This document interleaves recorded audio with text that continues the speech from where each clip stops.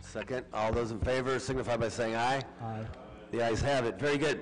We have, I do believe, 4 items that are up for a public hearing this afternoon. There's 4 items, and the procedures are that we will be swearing in those that wish to speak before council this afternoon, and we'll repeat that procedure this evening also at 7 o'clock, in which we'll conduct a second public hearing. We'll ask those that wish to speak in favor of the conditional use request to speak, and then we'll provide an opportunity for those wishing to speak against or may have questions, an opportunity as well.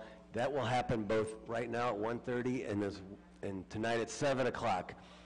At 7 o'clock, after those public hearings, the committee will then make a recommendation to all of council. So those are the procedures. That's how it works.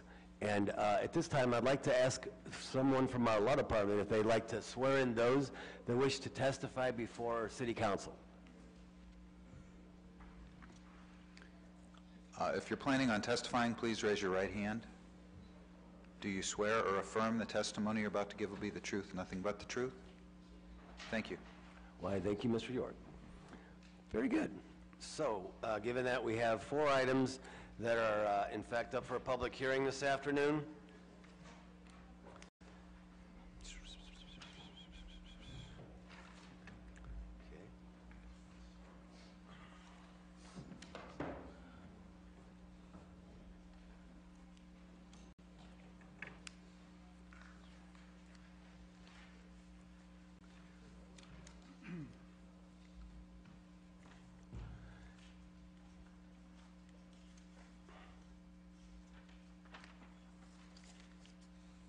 First item that's up for a public hearing is a resolution approving the renewal application of George and Julie Reese to have agricultural property on Cortland Avenue to be included in an agricultural district pursuant to ORC 929.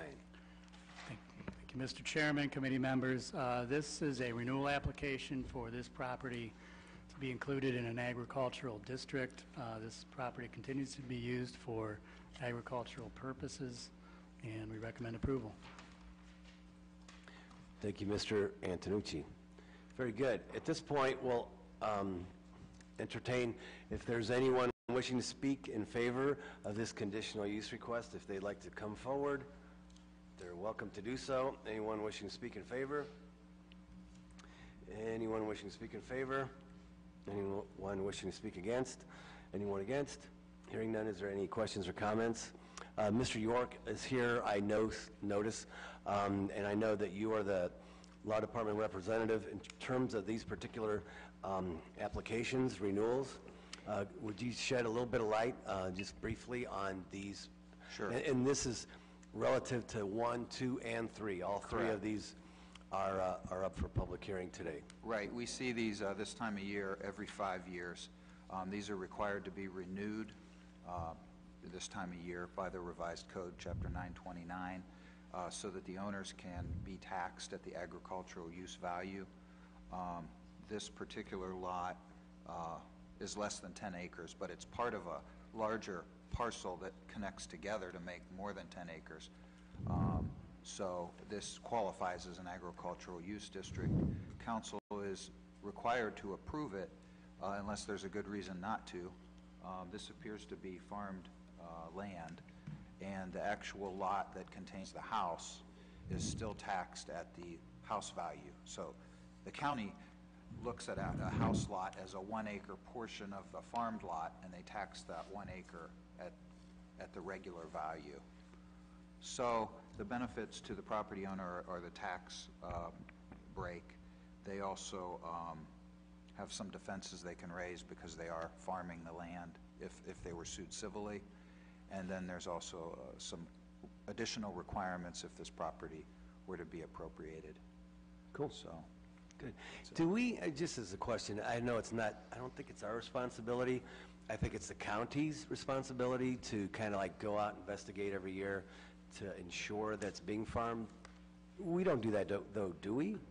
I think From our planning side? looks at least looks at the aerial photo to see. I know I've looked at the aerial photo online, and it does appear to be farmed just Right. like much of the land in that area. It's all connected as one big farmland. And Mr. Bessemer oftentimes will come in and speak on these.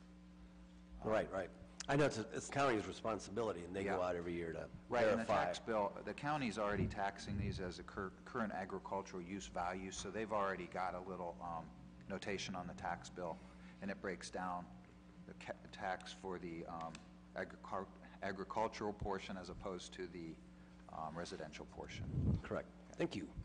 Very good information. Any further questions or comments? Ms. Amobian.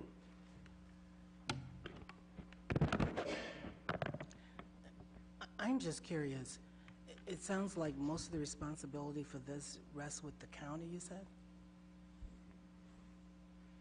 We are Well, approving a new... it rests with the applicant because they have to apply. It rests with the county because they do their investigation, and it rests with city council. But like I said, unless there's a good reason to deny it, council's required to approve it.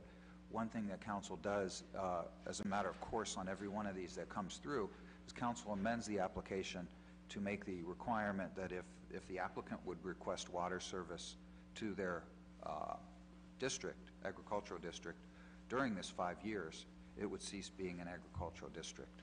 The reason being, if they ask for water service, that lets us know it's going to probably be a development, and then they wouldn't be taxed at agricultural rates. Exactly right. So how do they water the crops now? I don't know. Maybe they just do it naturally, with rainwater. I don't know. Probably wells. Excuse me? Probably wells, I would guess. Okay. I know we've done this every year. I used to live on St. Michael's with the Bessemers. So I'm just curious, what kind of tax break are you talking about? Is it a tax break to be an agricultural district or to be residential? Which? It's a tax break for the applicant. The taxation for the agricultural property is much lower than what they'd pay for their residential lot. Residential, okay. Yes, I don't know the exact figure. Okay, no, thank you. Very good. Further questions or comments? Okay, good. Hearing none, we'll now move into the public hearing on item number 2, resolution approving the renewal application of Bessemer Farms Limited. Bessemer Farms Limited 2 and Anna J. Bessemer Trust to have agricultural property on St. Michael's, Cortland, Nye, to be included in the agricultural district pursuant to ORC 929. Mr. Antonucci?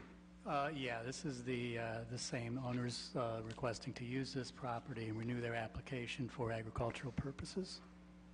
Thank you. Anyone here wishing to speak in favor of the conditional use of Mr. Bessemer et al.? Anyone here wishing to speak in favor? The conditional use requests? Anyone in favor? Anyone wishing to speak against? Anyone against? Anyone? Hearing none. We'll now close the public hearing and open up for questions. If any council representatives have any questions? Hearing none. Very good. We'll now move on to the third item that's up for a public hearing, which is in fact a resolution approving the renewal application of Donald and Carol Bessemer to have agricultural property on St. Michael's to be included in the agricultural district pursuant to ORC 929. Yes, these property owners are also wishing to be included as an agricultural district. Thank you, Mr. Antonucci, once again. Anyone here wishing to speak in favor? Anyone in favor? Conditional use request? Anyone in favor? Anyone against? Anyone wishing to speak against? Hearing none, is there any questions or comments? Very good. We'll now move on to item number 4. Thank you, Mr. York, again for all your effort on this. Item number 4 is an ordinance authorizing amendment to the 2017 Consolidated Plan and Community Development Home Program to authorize the United States Department of Housing and Urban Development Section 108 loan guarantee application for the Bowery project, authorizing the Director of Planning and Urban Development to enter into all necessary agreements for the operation and term of the activities. Stoic. Good afternoon, Mr. Chair, committee members.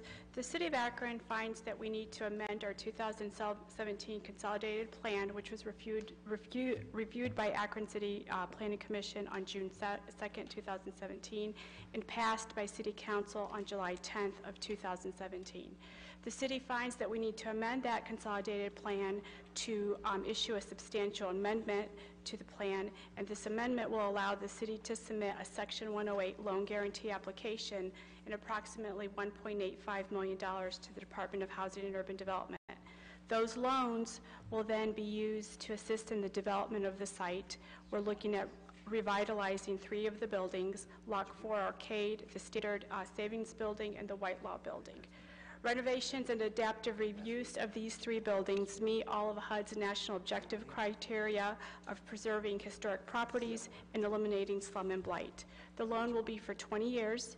The interim loan rate will be whatever the 90-day LIBOR rate is plus 0.2 points, which right now is 1.9%. Once HUD has gathered a sufficient amount of loans throughout the country for 108, then they will consolidate all of those loans and prepare what they refer to as a public offering, and those loans will then be sold to private investors, and the payments back to the loan will then go to the investors over a 20-year period.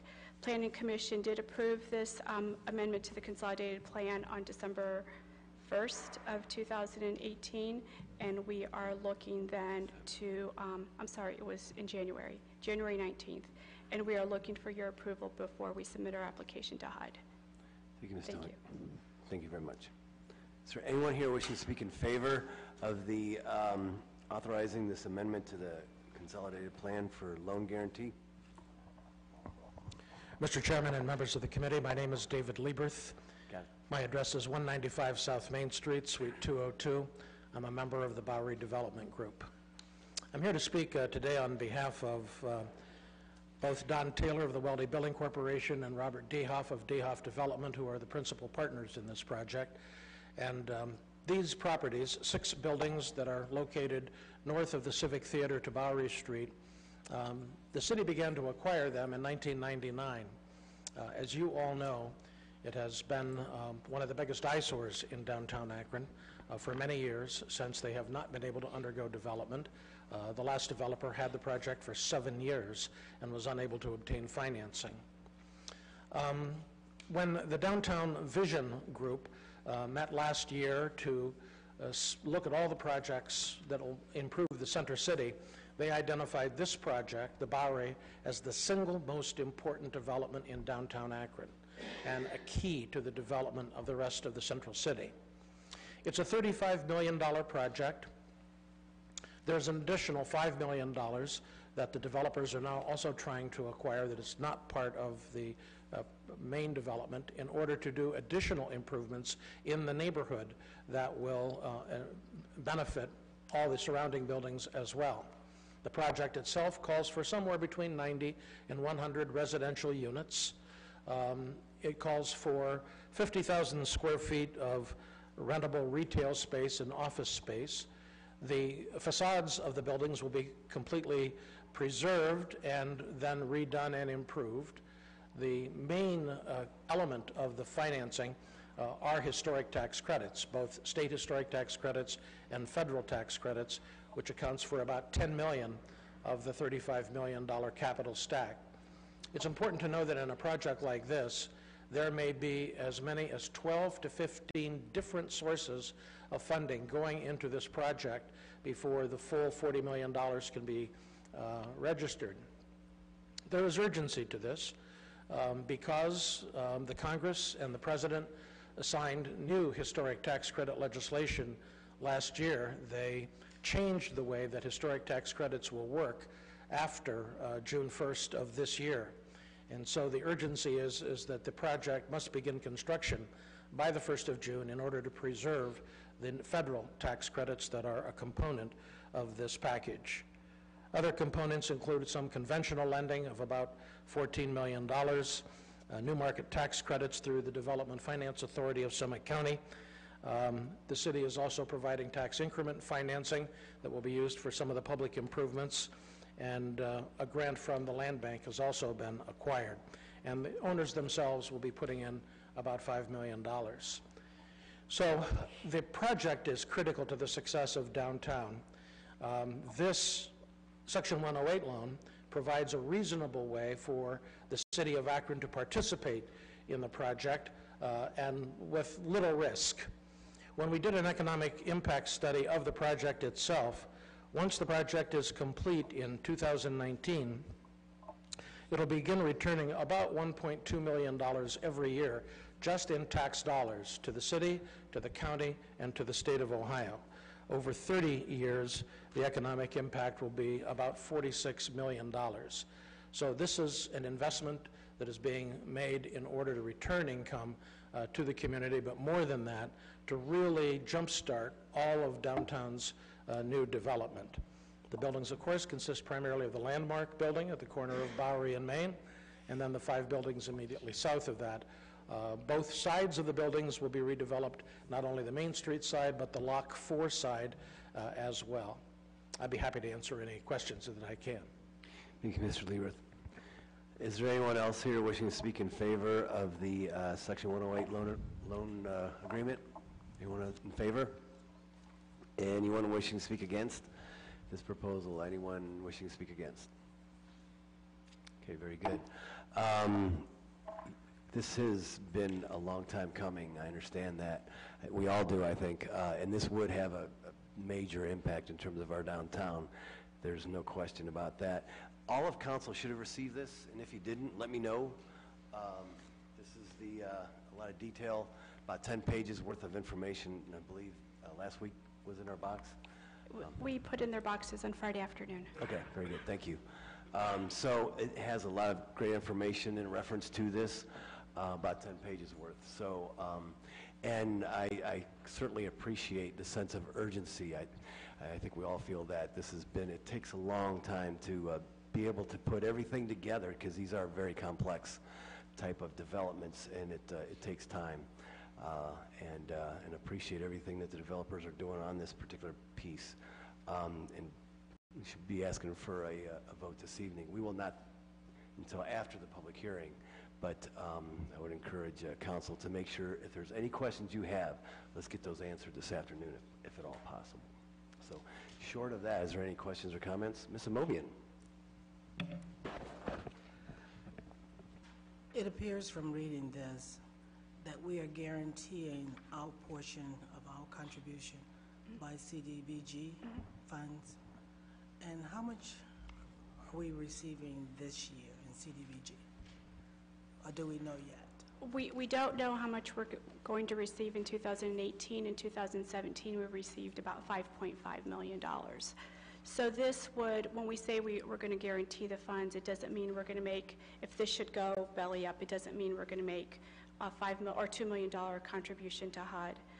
It'll be whatever the annual installments are over the next 20 years. Sure. And by my calculations, just a guesstimate, it's probably about $119,000 a year. Okay. And we are talking about that building at the corner there, right? We're talking about all Across the street all from- 6 of the buildings. The loan is only for buildings D, E, and F, so it would be buildings 4, 5, and 6, the southernmost buildings, the ones closest to the Civic Theater. Okay, thank you. Further questions or comments? Mr. Swirsky? Just great work, and appreciate your leadership on this, and of our staff people, and the collaboration that it took to pull this off, and could be a turning point in the turning around of downtown. That's great. Very good.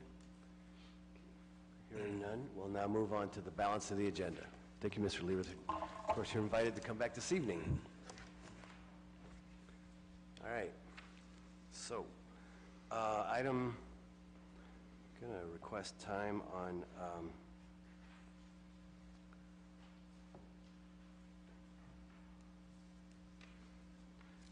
5 through 10, and on item 11, this is the cooperative agreement with the County of Summit, Akron City Schools, and the United Way of Summit County. Mr. Hardy? Here to answer any questions that committee members may have, but essentially unchanged from the presentation last week. We've had mostly positive comments and feedback from the community. We've had an initial meeting with the West Akron Baseball League and some residents out in the neighborhood, and that's going well, and so we are hoping to seek affirmative passage this evening. Thank you, Mr. Hardy. Is there any questions or comments? Ms. Amovian? So you're talking about the fields by Perkins? Are we replacing them or finding other places for them to? We had an initial meeting to discuss what they need, and so the league will not be impacted at all this season and may not be impacted next season depending on how the development progresses. But Director Segedy was in the meeting as well. Went very well. I think we're going to be able to determine what exactly they need and come back with a reasonable solution that may or may not mean constructing new fields. It may just be, first we got to figure out what they need, and we're working through that. So it's a very productive meeting. Okay. I did have another question. Hold on. Come back to it. I will. Samples? Thank you. Two things. Can you explain this piece that's going to be voted on today? It does not involve the Alpha Phi Alpha component, does it or does it not? And two, can you get us the MBE numbers from Alpha Phi Alpha? Yes, thank you. So again, thank you, Councilwoman. To clarify, what the committee and what council are voting on right now is the cooperative agreement allowing us to swap the land.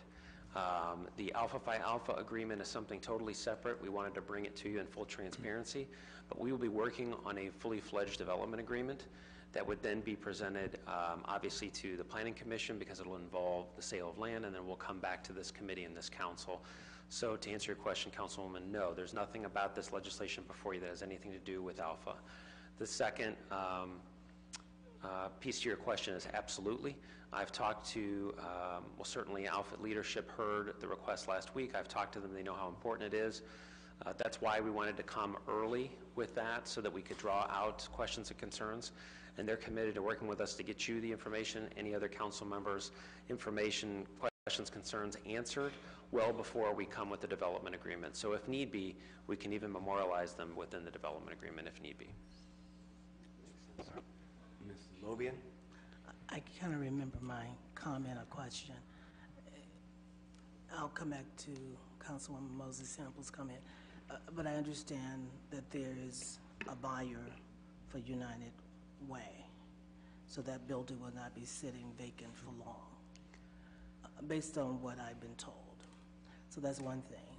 So all of these moves will hopefully take place rather quickly after this is approved? Yes. So our hope is that once the cooperative agreement's been approved by all four governing bodies, different processes obviously, that we will effectuate the land swaps so that sales and purchases can move forward. And yes, that's my understanding as well, is that there is someone interested in the current United Way building, and I know they want to move forward with that as well. This is all predicated on this moving forward. So my second comment is, well, hopefully whatever the questions are that we need to answer, we can get those answered so we will be able to demolish Perkins and move forward with something as soon as possible. Yes, ma'am. That's our goal. Okay. Sims? Just out of curiosity, being it's Black History Month, the building that we're talking about for United Way is Sojourner's Truth Building, correct? Yes. Is there any intentions to change the name of that building, or will that now be United Way at Sojourner Truth Building? No, ma'am. So they, United Way has every intention. In fact, I think Jim Mullen made mention of that in some press statement that I saw. But my understanding is that it will be the Sojourner Truth Building forevermore. United Way will just be the owners and the inhabitants. Thank you. Mm-hmm. Okay. Further questions or comments? Okay, given that, we'll look forward to hearing from the administration in reference to the concerns that were brought up with regards to MBE. I know the committee and council is very concerned about that, so we'll be looking for that. However, with that, though, I do believe that we should move forward on this particular agreement itself so we can begin to, so the administration and the other entities out there can begin their processes in terms of transforming downtown and other areas. So with that, Yes, Ms. Movian. I move that we pass this legislation. Thank you. Is there a second? All those in favor signify by saying aye. Aye. The ayes have it. Very good. Report that out as favorable this evening. Short of that, we will now move on. Oh, I apologize. There is another item, which is number 12. And Mr. Clerk, there is a substitute on 12, I do believe. Hope everyone... Mr. Fusco, going back to the other one, you want to suspend the rules and offer a favorable report? Yes, sir. With suspension, okay. Yes, That's all I sir. need to know. Okay. Okay, Next all one. those in favor, I believe that the motion was for suspension of the rules with a favorable report, correct? And there was a second from Mr. Neal. Okay, all those in favor of suspension of the rules with a favorable report signify by saying aye. Aye. Nay? The ayes have Thank it. you. Okay, Mr. Clerk, very good, thank you. Now we have item number 12, which is a resolution adopting the 2018 Capital Investment Community Development Program, legally referred to as the Capital Investment Budget. And there is a substitute on this, which is item number 6 under new legislation, I do believe, which is a resolution adopting the 2018 Capital Investment and Community Development Program, legally referred to as Capital Investment Budget. So there is changes. Do we have the substitute? It's in new legislation under item number 6. Okay. Thanks. I believe that the lion's share of the changes are within the utilities portion of the budget in terms of the changes that were made. However, I do believe that all of these changes were presented to council within our public hearings, actual capital budget reviews that we had. So we were presented all of this information in reference to this, to the changes that are requested in this 2018 capital budget. So with that, is there any questions or comments from any council members? And, oh, yes, Mr. Neal. Yes, Mr. Chairman, this is in relation to the questions I forwarded to you. Just trying to get a understanding of, when we look at the projects within the capital budget, those that are being financed by income tax, those that are being financed by grants, and then those that are being financed by loans. Just trying to get in it, like, of these projects here, I don't know, I see some of the sources. I'm not familiar with all of the abbreviations for the sources on how some of these projects would be financed. I'm more concerned with the ones that would be financed in relation to the grants. I think I understand. If we don't get the grant, we don't do the project. But I am concerned about those that are directly connected to our income tax and to us taking out financing, because I'm trying to get a total understanding on how much debt can we carry to finance projects in light of our present situation. In terms of our cap, I'll let Mr. Fricker answer that question.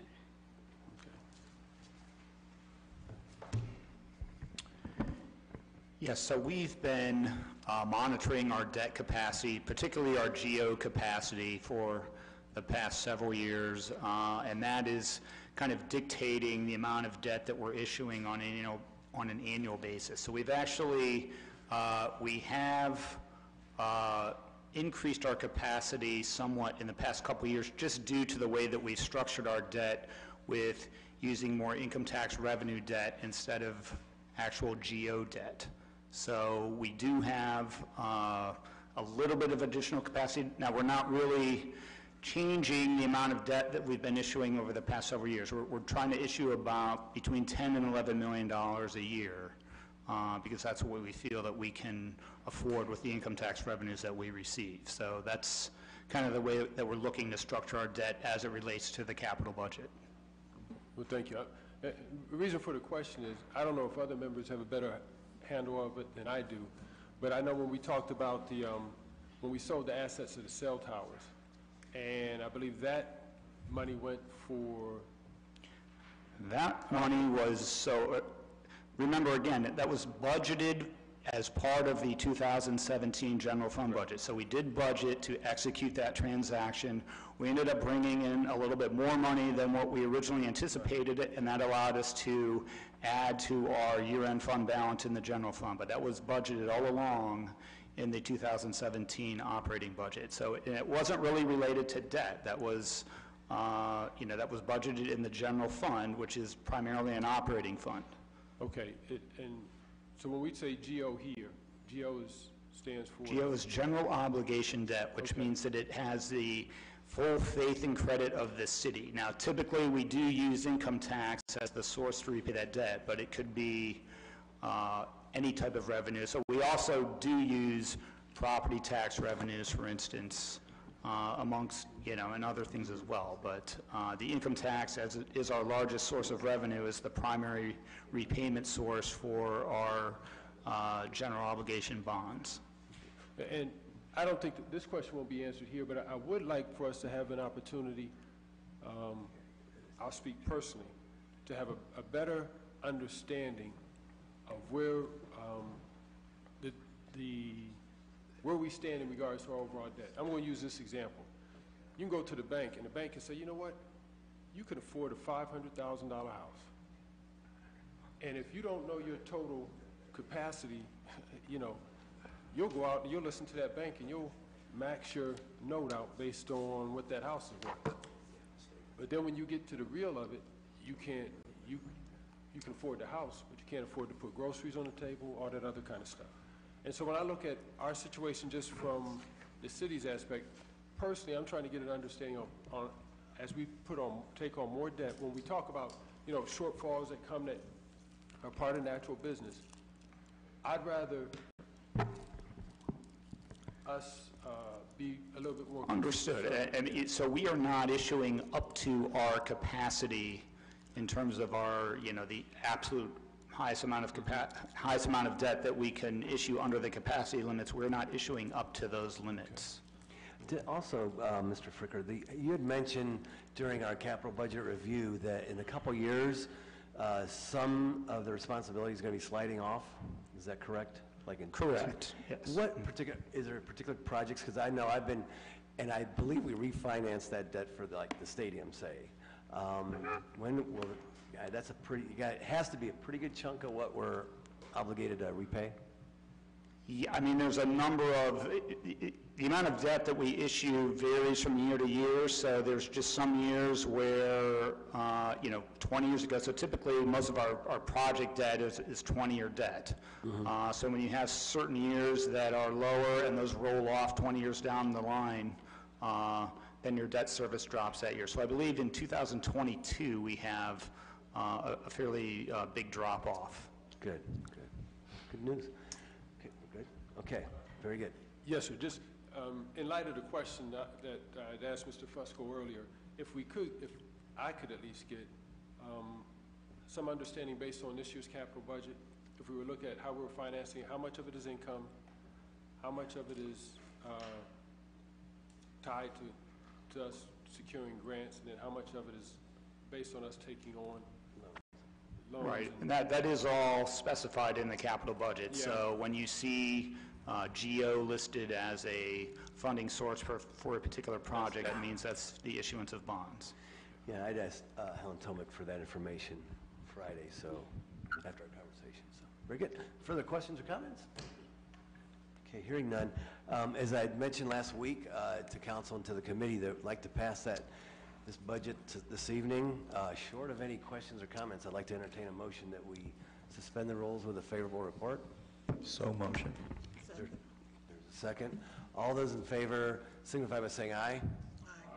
Opposed? The ayes have it. Very good. And short of that, anything else before the concerns that reference the regular agenda? If there is none, we'll now move on to the new list of legislation. Item 2 is ordinance authorizing the purchase of 1165 Bittaker Street and 1152 Fifth Avenue for the CSO project RAC 3. Thank you, Mr. Chairman, committee members. These are two purchases in our upcoming project. Both of these are settlements. They're both empty. There's no relocation benefits. Okay, very good. Questions or comments? Consent agenda okay? That'd be fine. Very good. Is there a recommendation for consent? So moved. Is there a second? All those in favor signify by saying aye. Ayes have it. 3, ordinance approving the donation of city-owned land located at 1802 Baker Avenue, formerly 469 Maslin Road, to the Urban Neighborhood Development Corporation, UNDC. This would be a donation of land to UNDC to construct and sell a new single-family home. Very good. Which is pretty much built, huh? Yes. Indeed, I've been by this property. Questions or comments? Consent okay? That'd be fine. Very good. Is there a recommendation? Is there a second?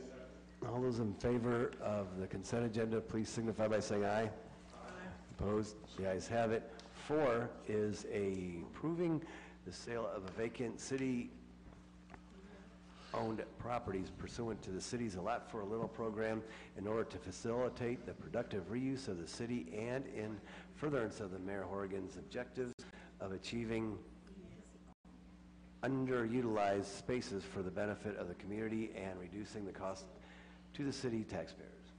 This would be a sale of 2 vacant properties. They both be split to the adjoining neighbors or standard rate. The famous Lot for a Little. I believe Mr. Westcott came up with that name. Thank you, Mr. Westcott. Further questions or comments? Consent okay? That'd be fine. Good. Is there a recommendation for consent? Is there a second? Second. All those in favor signify by saying aye. Aye. The ayes have it. 5, ordinance accepting various right-of-way documents, 632, 642 Dayton Street to facilitate the completion of the SUM 261 Talmadge Avenue project. Yes, this is an upcoming ODOT project. It's a Dayton and Talmadge. This is a small partial taking and a total taking of a commercial building. They are both at appraised value. This will be reimbursed through the state. Good. Good. Questions or comments? Yeah. Yes, Ms. Movian? The one property, 632, Dayton, what is that?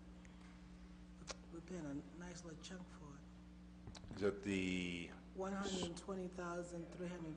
Yes. The new street alignment will go right through this building, dictating that we do a total purchase. The $120,000 is the appraised value, and they have accepted it. They're going to realign the lights there. There's currently 2 lights. They will eliminate one of them, so they are moving the road to the west. And there, it will dictate 3 purchases in there. This is 2 of the 3. How much land are we talking about for the $120,000? Well, there's, I want to say the lot's maybe 7,000 square feet, but we're buying a building. Oh, you're buying a building too? Yes. What you gonna do with the building, tear it down? Correct. Is the demolition included in this $120,000? Unfortunately, it's not. Oh, that's more. Okay, thank you. Further questions or comments? Consent agenda okay, sir? That'd be fine. Very good. Is there a recommendation for consent? Is there a second? Second. All those in favor signify by saying aye. Ayes have it. Thank you. Thank you. Anything else come before the committee? Hearing none, we're adjourned. Thanks.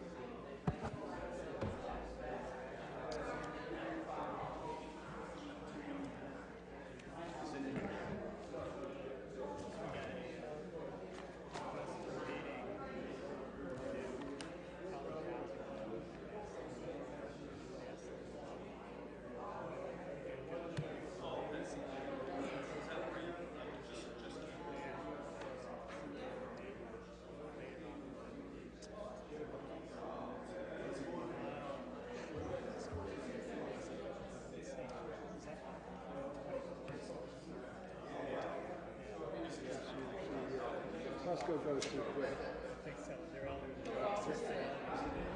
Even 6. Back it up another week.